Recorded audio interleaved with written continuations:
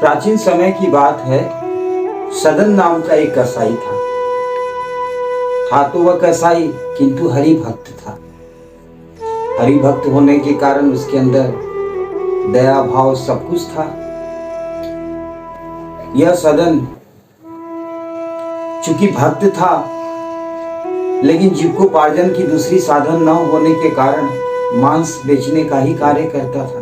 किंतु दया उसके अंदर इतनी थी कि वह अपने हाथों किसी पशु की हत्या नहीं करता था। वह बाहर से मांस ला करके बेचा करता था। चूंकि अपने कार्य से वह प्रसन्न नहीं था किंतु मजबूरी जब भी समय मिले हरि भक्ति किया करे, हरि भजन गाया करे न हो, क्योंकि उसके घर में साक्षात शालिग्राम भगवान जी का वास जो था। सदन तो बेचारा हरि भक्त था, तो सदन इस शालिग्राम भक्त चमकीले शालिग्राम भगवान को वाट समझ करके उसके ऊपर वह मांस तौला किया करता था। एक दिन की बात है, एक साधु महाराज वहां से भ्रमण कर रहे थे। राजू के ऊपर जब वाट रूपी शालिग्राम भगवान को देखा तो वह देख करके आश्चर्यचकित हो गया और उस सदन से कहा, उस सदन कसाई से कहा कि यह क्या कर रहे हो, इसे तुम मुझे दे दो। सदन बड़े प्यार से उनको दे दिया शालिग्राम भगवान जी को। वह साधु अपने कुटिया में आए हैं, शालिग्राम भगवान को सबसे पहले गंगा जल से स्नान कराए, शुद्ध किए, तत्पश्चात उनकी पूजन अर्चना की रात्रि। किंतु उसके पूजन से, उसकी सेवा से भगवान प्रसन्न नहीं। रात्रि में साधु के स्वप्न में आकर के कहें कि मैं तो सदनों के यहाँ ही बड़ा प्रसन्न था। जब वह मुझे अपने हाथों से उठाता था और तराजू पर रखता था तो ऐसा लगता था कि मुझे शीतल हाथों की स्पर्श हो रही है और तराजू माने झूलन की एहसास होती थी मुझे।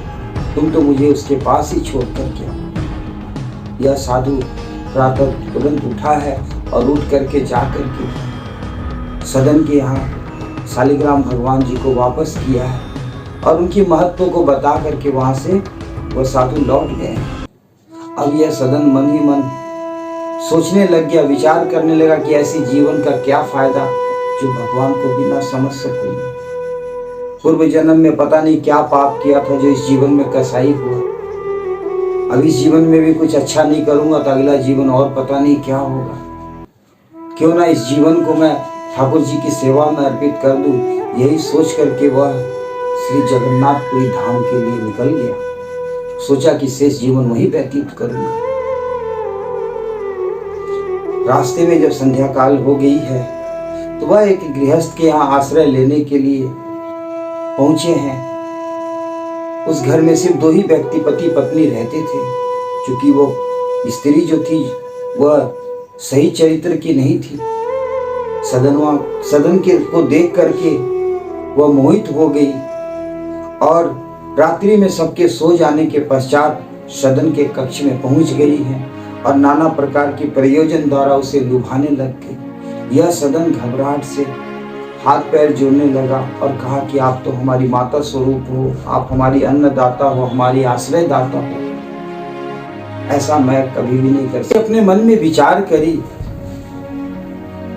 कि हो सकता है मेरे पति के भय से यह मुझे नहीं स्वीकार कर रहा हो। यह स्त्री गई है और जाकर के तलवार से अपने पति की गर्दन घर से अलग कर दी और उस सिर को, कटे हुए सिर को लेकर के आई है सदन के कमरे में। अब यह सदन उस स्त्री को देख करके घबरा जाता है और भय के मारे कांपने लगता है। स्त्री के कितने प्रकार से समझाने पर भी जब सदन नहीं मानता है तो यह स्त्री बाहर आकर के जोर जोर से चिल्लाने लगती है।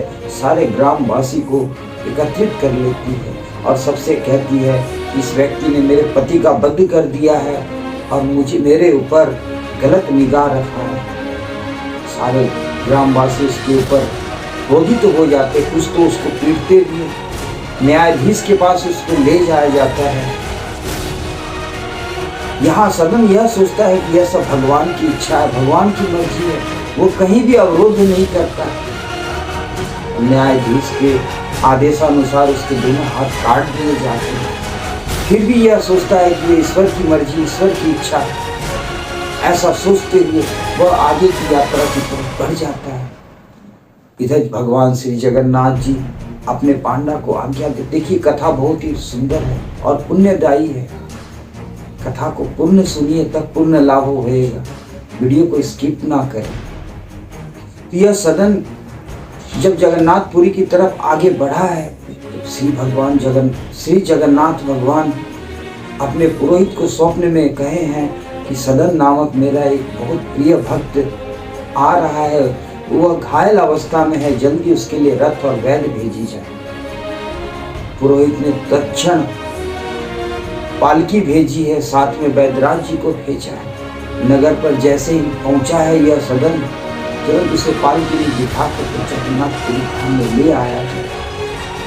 यह सदन जगन्नाथपुरी धाम में जैसे ही पहुंचा है तो भगवान के सुंदर स्वरूप को देख करके मोहित हो गया और अपने आप को न रोक सका। यह भी भान नहीं हुई उसे उसके हाथ नहीं है। अपने मन द्वारा ही अपने हाथ को ऊपर करके जोर से कहा है, जय जगन्नाथ। तभी भगवान जगन्नाथ की कृपा हुई उसके ऊपर, उसके दोनों हाथ से वापस लौटा दिया जगन्नाथ जी। हाथ तो इस सदन के लौट गए, किंतु उसके मन में एक जिज्ञासा रह गया कि मैंने ऐसा कौन सा पाप किया था जिसके कारण मेरे दोनों हाथ काटे गए। भगवान अपने भक्तों की सदैव जिज्ञासा शांत करते। भगवान ने स्वप्न में आकर के इस सदन से कहा है कि पूर्व जन्म में एक तुम काशी के ब्राह्मण थे।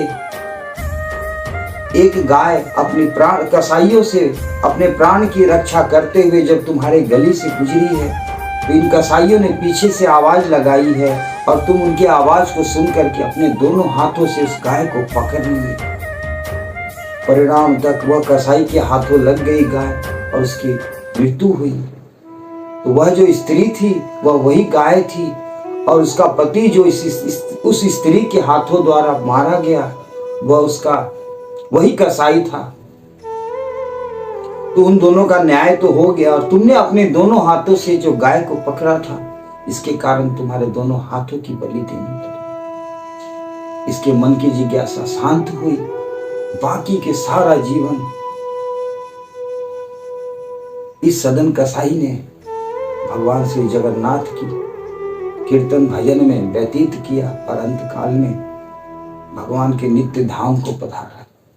तो आदमी के कर्मों का फल भोगना ही पड़ता है, इसलिए अच्छे कर्म करने चाहिए।